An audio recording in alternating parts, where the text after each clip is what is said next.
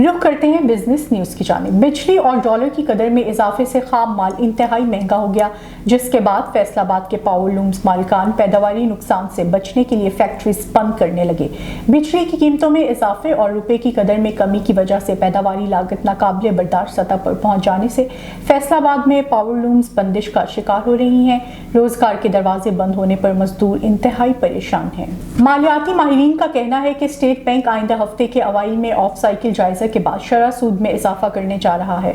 मुआशी माहिरीन और सरमायाकारों का कहना है कि पाकिस्तान IMF से $1 बिलियन का कर्ज मांग रहा है, जिसके लिए इसे अपने मालियाती हजम को बेहतर और दिए गए कर्ज को महफूज करने के लिए टैक्स में इजाफा करना पड़ा है और तवक्का है कि मजीद टैक्स लगाए जाएंगे, जिसके बाद स्टेट बैंक भी शरह सूद में इजाफा करेगा।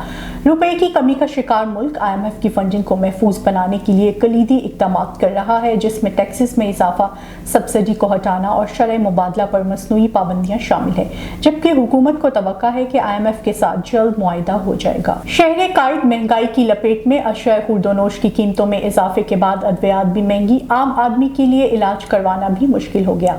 दवाओं की कीमतों में इजाफा, गरीब आदमी के लिए इलाज करवाना भी मुश्किल हो गया। पैरासीटामोल 16 रुपए से इजाफे के बाद 50 रुपए का हो गया। पैनाडोल सिरप 92 रुपए का था, इजाफे के बाद 117 रुपए का हो गया।